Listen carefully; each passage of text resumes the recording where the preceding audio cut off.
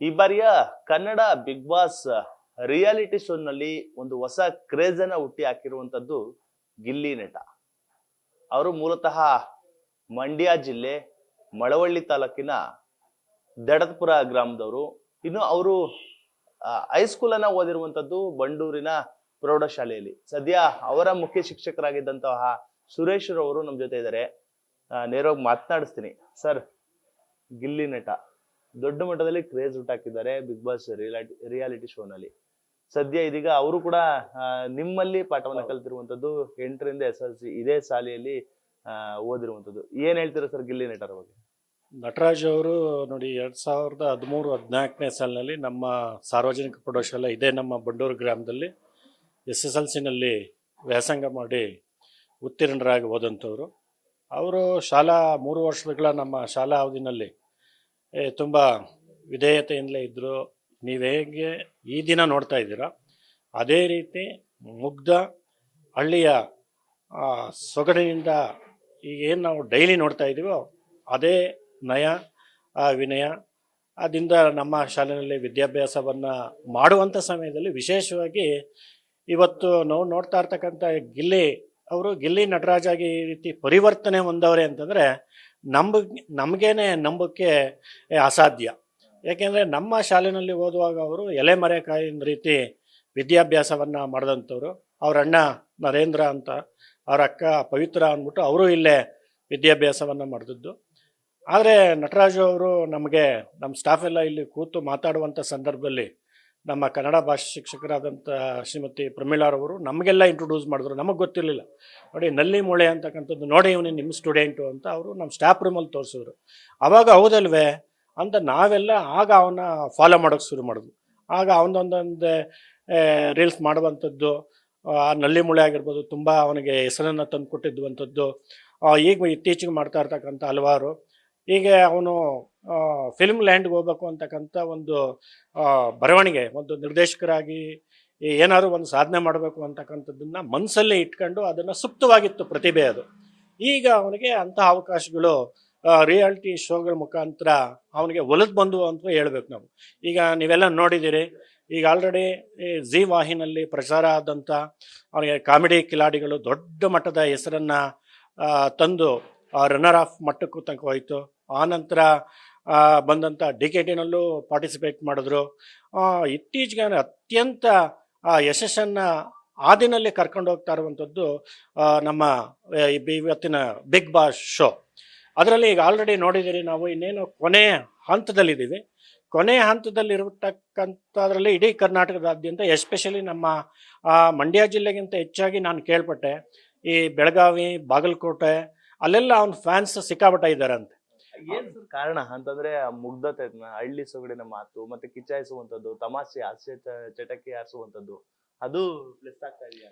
ಅದು ಅವನಿಗೆ ಹೌದು, ಪ್ರಮುಖವಾಗಿ ಅವನ ಆಕರ್ಷಣೆ ಆಯಿತು. ನೈಜವಾಗಿ ಯಾವ ಸಂದರ್ಭಕ್ಕೆ ತಕ್ಕಂತೆ ಕೆಲವರು ಆಲೋಚನೆ ಮಾಡಿ ಹೇಳ್ತಾರೆ. ಆದರೆ ನಮ್ಮ ನಟರಾಜ್ ಅವರಲ್ಲಿ, ಗಿಲ್ಲಿ ಅವರಲ್ಲಿ ಆ ಸಮಯಕ್ಕೆ ತಕ್ಕಂತೆ ಆ ಪದಗಳು ಕ್ರಿಯೇಟಿವಿಟಿ ಆಗ್ಬಿಡುತ್ತೆ. ಅದೇ ಅವನಿಗೆ ಹೆಸರನ್ನ ತಂದುಕೊಡ್ತಾ ಇರುವಂಥದ್ದು. ಎಷ್ಟೋ ಜನಕ್ಕೆ ಗೊತ್ತಿಲ್ಲ ಸರ್, ನೀವ್ ಹೇಳ್ತಾ ಇದ್ರಿ ನಟರಾಜು ಅಂತ ನೀವ್ ಹೇಳ್ತಾ ಇದ್ರಿ, ಆದ್ರೆ ಆ ಹೆಸರು ಎಷ್ಟೋ ಜನಕ್ಕೆ ಗೊತ್ತಿಲ್ಲ. ಗಿಲ್ಲಿ ಆ ಒಂದು ನೇಮ್ ಕ್ರಿಯೇಟ್ ಮಾಡಿರುವಂತದ್ದು ಅದೇ ಗಿಲ್ಲಿ ಅಂತದ್ದು ಅವರೇ ಹೇಳ್ಕೊಂಡ್ರಲ್ವಾ. ಅವನು ತೆಳ್ಳಗಿದ್ದಾನೆ.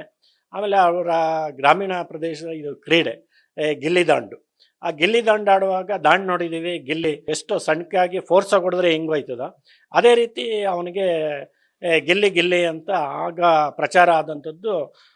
ಈಗ ಈ ಲ್ಯಾಂಡ್ಗಳಿಗೆ ಹೋದ್ಮೇಲೆ ಅವನು ಕೆಲವು ಸಣ್ಣ ಪುಟ್ಟಂಥ ಈಗ ಆಲ್ರೆಡಿ ಕೆಲವು ಧಾರಾವಾಹಿಗಳು, ಈಗ ಆಲ್ರೆಡಿ ಅವರು ನಮ್ಮ ಚಾಲೆಂಜ್ ಸ್ಟಾರ್ ದರ್ಶನ್ ರವರ ಅಭಿನಯದ ಡೆವಿಲ್ ಸಿನಿಮಾದಲ್ಲಿ ಅವನ ನಟನೆಗೆ ತುಂಬ ನಮ್ಮ ಎಲ್ಲ ಕರ್ನಾಟಕದ ಜನತೆ ಫೀದಾ ಆಗಿರುವಂಥದ್ದು. ಶೋಭರಾಜ್ ರವರ ಜೊತೆ ಅವರು ಮಾಡಿರ್ತಕ್ಕಂಥ ನಟನೆ ಅವರನ್ನು ಒಂದು ಹೀರೋಯಿಸಮ್ಗೆ ಕರ್ಕೋಯ್ತು ಅಂತ ಹೇಳ್ಬೋದು. ನಾವು ಹೆಂಗೆ ಹಳೆ ಕಾಲದಲ್ಲಿ ಡಾಕ್ಟರ್ ರಾಜ್ಕುಮಾರ್ ಅಭಿನಯ ಇದ್ದಂಥ ಚಿತ್ರದಲ್ಲಿ ನರಸಿಂಹರಾಜನವರನ್ನು ನೆನೆಸ್ಕೊಂಡ್ರು.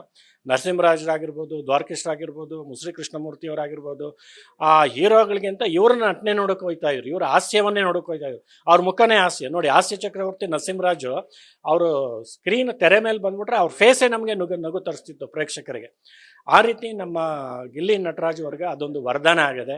ಅವ್ರು ನೋಡಿ ಥೇಟ್ ನಮ್ಮ ಪದ್ಮಭೂಷಣ ಡಾಕ್ಟರ್ ರಾಜ್ಕುಮಾರ್ ಅವ್ರ ಥರನೇ ಸೇಮ್ ಮೂಗು, 1 ಇಂಚು ಉದ್ದ ಇಲ್ಲ ತುಂಡ ಇಲ್ಲ. ಅವರ ನಾನು ಹತ್ತಿರದಿಂದ ಈಗ ಇತ್ತೀಚೆಗೆ ಗಮನಿಸಿದಾಗ ಅದೆಲ್ಲ ಅವರಲ್ಲಿ ಕಲೆ ಅಂತಕ್ಕಂಥದ್ದು ಈಗ ರಕ್ತಗತವಾಗಿ ಅವರು ಮೈಗೂಡಿಸ್ಕೊಂಡು ಒಯ್ತಾ ಇದ್ದಾರೆ. ಅವ್ರು ನೋಡಿ ಕಲಿತಾ ಇರುವಂಥದ್ದು ಎಲ್ಲನೂ. ಈಗ ಸರ್ ಬಿಗ್ ಬಾಸ್ ನೋಡ್ತಾ ಇದೀರಾ ಸರ್, ಯಾರು ಗೆಲ್ತಾರೆ, ಯಾರು ಗೆಲ್ಲಬೇಕು ಅಂತ ಹೇಳಿ? ಈಗ ನಿಮ್ಮ ಎಲ್ಲ ವಿಶೇಷವಾಗಿ ಚಾನೆಲ್ಗಳಲ್ಲೇ ಬಿತ್ತರಿಸ್ಬಿಟ್ಟಿದ್ದೀರಿ ಸರ್. ಈಗ ಆಲ್ರೆಡಿ ಬಿಗ್ ಬಾಸ್ ಸ್ಪರ್ಧಿಗಳೇ ಹೇಳ್ಬಿಟ್ಟವ್ರೆ. ಈಗ ನಿನ್ನೆ ಈಗ ಆಲ್ರೆಡಿ 90, 91, 92ನೇ ದಿನದ ಆಟ ನಡೀತಾ ಇದೆ. ಈ 92 ದಿನದ ಆಟದಲ್ಲೇ ಈಗ ಧ್ರುವಂತ್ ಅವರು ಇರ್ತಕ್ಕಂಥ 2-3 ಜನ ಜೆಂಟ್ಸಲ್ಲಿ ಅವರೇ ಹೇಳ್ಬಿಟ್ಟಿದ್ದಾರೆ, ಬಿಟ್ಕೊಟ್ಬಿಟ್ಟಿದ್ದಾರೆ. ಇವನಿಗೆ ಬಿಗ್ ಬಾಸ್ನಲ್ಲಿ ಈ ಸಾರಿ ಪ್ರಬಲ ಪೈಪೋಟಿಯನ್ನು ಕೊಡ್ತಾ ಇರ್ತಕ್ಕಂಥವ್ರೆ ನಮ್ಮ ಗಿಲ್ಲಿ ಅಂತ ಸ್ಪರ್ಧಿಗಳೇ ಒಪ್ಕೊಬಿಟ್ಟಿದ್ದಾರೆ. ಅಂದಮೇಲೆ ಈಗೆಲ್ಲ ಕರ್ನಾಟಕದ ಮನೆ ಮಾತಾಗ್ಬಿಟ್ಟಿದೆ. ಗಿಲ್ಲಿಯವರೇ ಈ ಬಿಗ್ ಬಾಸ್ ಶೋನಲ್ಲಿ ತುಂಬ ಚಾನಲ್ಗೆ ಪ್ರಸಿದ್ಧಿಯನ್ನು ತಂದುಕೊಟ್ಟು ಕಿಚ್ಚ ಅವರಿಗೆ ಜೊತೆ ಸುದೀಪ್ ಅವ್ರ ಜೊತೆಯಲ್ಲಿ ವಿಧೇಯತೆಯಿಂದ ಮತ್ತು ಈಗ ಹೋದಂಥ ಅತಿಥಿಗಳು ನೋಡಿರ್ಬೋದು, ಆ ಅತಿಥಿಗಳ ಜೊತೆಯಲ್ಲೂ ಆತ್ಮೀಯತೆಯಿಂದ ಎಲ್ಲರ ಜೊತೆಯಲ್ಲೂ ನಮ್ಮ ಹಳ್ಳಿ ಸೊಗಡಿನಲ್ಲಿ ಮಾತಾಡ್ಕೊಂಡು ಅವರು ನಮ್ಮ ಕರ್ನಾಟಕದ ಮನೆ, ಎಸ್ಪೆಷಲಿ ನಮ್ಮ ಮಂಡ್ಯ ಭಾಗ, ಮೈಸೂರು ಭಾಗ, ಈ ಭಾಗದ ಎಲ್ಲ ಭಾಗದ ಜನಗಳ ಬಾಯಿನಲ್ಲಿರುವಂಥದ್ದು ಈ ಸಾರಿ ಬಿಗ್ ಬಾಸ್ ಶೋನಲ್ಲಿ ಈಗ ಆಲ್ರೆಡಿ ಅದು ಓಪನ್ ಆಗಿಬಿಟ್ಟಿದೆ, ವಿನ್ನರ್ ಯಾರು ಅಂತ. ಅದನ್ನು ನಾವು ಬೇರೆ ಹೇಳ್ಬೇಕಲ್ಲ. ಎಸ್ಪೆಷಲಿ ಅವರ ಶಿಕ್ಷಕರಾಗಿ ನಾವು ಗಿಲ್ಲಿನೇ ಈ ಸಾರಿ ಪ್ರತಿಶತ ಗೆದ್ದು ಬರ್ತಾರೆ ಅಂತ ನಮ್ಮದು ಒಂದು ಅನಿಸಿಕೆ ಸರ್. ಖುಷಿ ಇದೆ ಸರ್ ನಿಮ್ಮ ಶಿಷ್ಯ ಈ ರೀತಿ ಒಂದು ಬಿಗ್ ಬಾಸ್ ಶೋ ರಿಯಾಲಿಟಿ ಶೋನಲ್ಲಿ ಗೆಲ್ಲುವಂತ ಸ್ಪರ್ಧೆಯಾಗಿ ಕಾಣಿಸ್ಕೊಳ್ತಾ ಇದ್ದಾರೆ? ಹೌದು, ನಮ್ಗೆ ತುಂಬಾನೇ ಖುಷಿ ಇದೆ. ಈಗ ಮೊನ್ನೆ ತಾನೇ ಫ್ಯಾಮಿಲಿ ರೌಂಡ್ ಬಂತು. ಫ್ಯಾಮಿಲಿ ರೌಂಡಲ್ಲಿ ಅವರ ತಂದೆ ತಾಯಿ ಎಲ್ಲ ಭಾಗವಹಿಸಿದರು. ಎಸ್ಪೆಷಲಿ ನಮ್ಮ ಸ್ಟೂಡೆಂಟ್ ಈ ಮಟ್ಟದಲ್ಲಿ ಈ ನಮ್ಮ ಈ ಕೀರ್ತಿಯನ್ನು, ಈ ಮಂಡ್ಯ ಅಂತಕ್ಕಂಥದ್ದನ್ನ ನಮ್ಮ ರೆಬಲ್ ಸ್ಟಾರ್ ಅವರು ಇಂಡಿಯಾ ಅಂತ ಮಾಡಿದ್ರು. ಇವರು ಇನ್ನೂ ಒಂದು ಉತ್ತುಂಗಕ್ಕೆ ಹೋಗಿ ಇವತ್ತೆಲ್ಲ ಬಿಗ್ ಬಾಸ್ ಶೋನೆಲ್ಲ ನಮ್ಮ ಸುದೀಪ್ ಅವರೇ ಹೇಳಿದ್ರು, ಇವತ್ತು ಇಂಟರ್ನ್ಯಾಷನಲ್ ಲೆವೆಲಲ್ಲಿ ಆಸ್ಟ್ರೇಲಿಯಾದಿಂದ ಕರೆ ಬರ್ತಾ ಇದೆ. ಆದರೂ ಎಸ್ಪೆಷಲಿ ನೀವೆಲ್ಲ ಕೇಳಿರ್ಬೋದು, ನಮ್ಮ ಸೂಪರ್ ಸ್ಟಾರು ನಮ್ಮಲ್ಲೇ ಇದ್ದಂಥ ರಜನಿಕಾಂತ್ ಸರ್ ಅವರು ತಮಿಳ್ನಾಡಿನ ಬಿಗ್ ಬಾಸ್ ಶೋಗಳಲ್ಲಿ ನೋಡ್ತಾ ಇದ್ದು ನಮ್ಮ ಕರ್ನಾಟಕದ ಬಿಗ್ ಬಾಸ್ ಶೋ ನೋಡಿ ಅದರಲ್ಲಿ ವಿಶೇಷವಾಗಿ ನಮ್ಮ ಗಿಲ್ಲಿ ನಟರಾಜ್ ಬಗ್ಗೆ ಮೆಚ್ಚುಗೆಯನ್ನು ವ್ಯಕ್ತಪಡಿಸೋರಲ್ಲ ಸರ್. ಅದಕ್ಕಿಂತ ಭಾಗ್ಯ ಇನ್ನೇನು ಬೇಕು ಸರ್ ಅವ್ರಿಗೆ? ಅವರು ಇನ್ನೆಷ್ಟು ಅವರ ಭವಿಷ್ಯ ಇದೆ ಅಂತ ನಾವು ಅದರಲ್ಲೇ ನಾವು ಗೆಸ್ ಮಾಡ್ಬೋದು. ಅದೇ ರೀತಿ ನಮ್ಮ ಶಿವಣ್ಣ ಅವ್ರು ನೋಡಿದ್ರಿ, ಈಗ ಆಲ್ರೆಡಿ ಅವ್ರ ಚಾನಲ್ ಕೆಲವು ಅವನು ಬಂದ ತಕ್ಷಣ ನಾವು ನಟನೆಗೆ ಅವಕಾಶ ಮಾಡಿಕೊಡ್ತೀನಿ ಅಂತ ಅವರೇ ವೇದಿಕೆಯಲ್ಲಿ ಅನೌನ್ಸ್ ಮಾಡಿದ್ದಾರೆ ಸರ್. ಅದರಿಂದಾಗಿ ಅವನಿಗೆ ಇನ್ನೂ ಒಳ್ಳೆ ಭವಿಷ್ಯ ಇದೆ ಅಂತಕ್ಕಂಥದ್ದು. ಈಗ ಆಲ್ರೆಡಿ ನಮ್ಮ ಫೆಬ್ರವರಿ 6ಕ್ಕೆ ಬೇರೆ ಅವರ ನಟರಾಜರವರು ನಟನೆ ಮಾಡಿರ್ತಕ್ಕಂಥ ಸರ್ಕಾರಿ ಶಾಲೆ 8H ಅಂತಕ್ಕಂಥದ್ದು ರಿಲೀಸ್ ಆಗ್ತಾ ಇದೆ ಸರ್.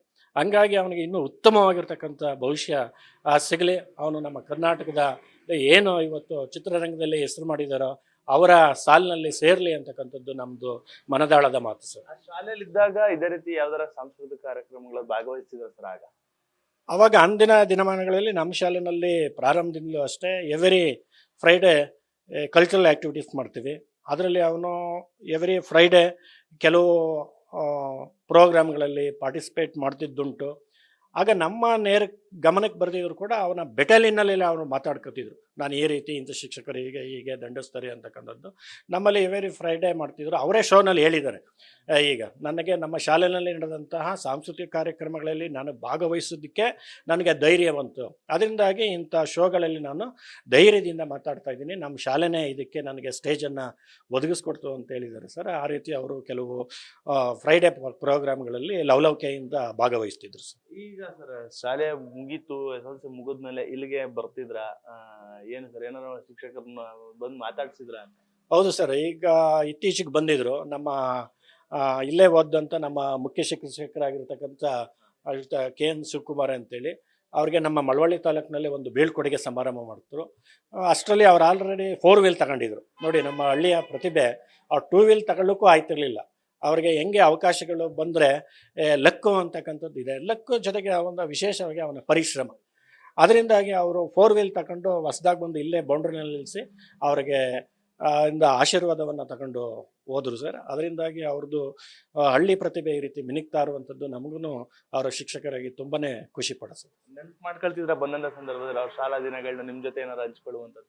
ಹೌದು ಸರ್, ಅವರು ನಮ್ಮ ಮಾಸ್ಟರ್ಗಳನ್ನೇ ಮರ್ತ್ಬಿಟ್ಟಿದ್ರು. ಇವರು ಮಾಸ್ಟರ್ಗಳಂತ ಅವ್ರು ಬೆಟಾಲಿಯನ್ ಜೊತೆಯಲ್ಲಿ ಹೇಳ್ಕೊಂಡಿದ್ದಾರೆ. ನಾವು ಯಾಕೆ ಅಂದರೆ ನಮಗೆ ಈಗ ನಾನು 93 ನಮ್ಮದು ಇಲ್ಲೇ ಇದ್ದೀನಿ. ಈಗ 2026 ಇಂಥ ಬ್ಯಾಚ್ಗಳು ಸುಮಾರು ಆಗಿಬಿಟ್ಟಿದ್ದಾವೆ. ಎಷ್ಟೋ ನಮಗೆ ನೆನಪು ಬರಲ್ಲ. ಆಗ ಈ ಸಾರಿ ಬಂದಾಗ ಅವರೇ ನಮ್ಮ ಸ್ಕೂಲ್ ಕ್ಯಾಂಪಸ್ಸಲ್ಲಿ ಫೋಟೋ ತಗೊಂಡು ಎಲ್ಲ ಆ ಸ್ಟಾಫ್ನು ಖುಷಿಯಾಗಿ ನಮ್ಮ ನಟರಾಜ್ ಅವರು ಅಂತೇಳಿ ಈಗ ನಮ್ಮ ಒಡನಾಟ ಜಾಸ್ತಿ ಇದೆ ಸರ್. ಹೌದು, ಓಕೆ, ಥ್ಯಾಂಕ್ ಯು ಸರ್. ಕೊನೆಯದಾಗ ಆಲ್ ದ ಬೆಸ್ಟ್ ಹೇಳ್ತೀರಾ ಅವ್ರು? ನಮ್ಮ ಗಿಲ್ಲಿಯವರು ಶತಾಯಗತಾಯ ಈ ಬಿಗ್ ಬಾಸ್ ಶೋನಲ್ಲಿ ಗೆದ್ದು ನಮ್ಮ ತಮ್ಮ ಕೀರ್ತಿಯನ್ನು ತಮ್ಮ ವಿಶೇಷವಾಗಿ ಅವರ ತಂದೆ ತಾಯಿಗಳಿಗೆ, ಅವರ ಹುಟ್ಟಿದಂಥ ಗ್ರಾಮ, ಅವರು ಕಲ್ತಂಥ ನಮ್ಮಂಥ ಶಾಲೆಗಳಿಗೆ ಅವರು ಹೆಸರನ್ನು ತರಲಿ, ಅವ್ರದ್ದು ಇನ್ನೂ ಅವರ ಭವಿಷ್ಯ ಉಜ್ವಲವಾಗಿ ಇರಲಿ ಅಂತ ನಾನು ಹಾರೈಸ್ತೇನೆ ಸರ್. ಇದಿಷ್ಟು ಬಂಡೂರು ಸರ್ಕಾರಿ ಪ್ರೌಢಶಾಲೆಯ ಮುಖ್ಯ ಶಿಕ್ಷಕರು, ಅಂದ್ರೆ ಗಿಲ್ಲಿ ಏನಿದ್ದಾರೆ, ಗಿಲ್ಲಿ ಅವರಿಗೆ ಪಾಠ ಮಾಡಿದಂತ ಶಿಕ್ಷಕರಂದ್ರೆ ಸುರೇಶ್ ಅವರು ಹೇಳ್ತಾ ಇರುವಂತಹ ಮಾತು. ಈಗಾಗ್ಲೇ ಗೆಲುವು ಹತ್ತಿರದಲ್ಲಿದೆ. ಆ ನಿಟ್ಟಿನಲ್ಲಿ ಗೆದ್ದು ನಮ್ಮೂರಿಗೆ ಕೀರ್ತಿಯನ್ನು ತರಲಿ, ಮಂಡ್ಯ ಜಿಲ್ಲೆಗೆ ಒಂದು ಕೀರ್ತಿಯನ್ನು ತರಲಿ, ನಮ್ಮ ಶಾಲೆಗೂ ಕೂಡ ತರಲಿ ಎಂಬ ಮಾತುಗಳನ್ನು ಕೂಡ ಹೇಳ್ತಾ ಇರುವಂತದ್ದು. ಕ್ಯಾಮ್ರಾ ಪರ್ಸನ್ ಹರ್ಷಿ ಜೊತೆ ನಂದೇಶ್, ನ್ಯೂಸ್ ಫಸ್ಟ್ ಮಂಡ್ಯ.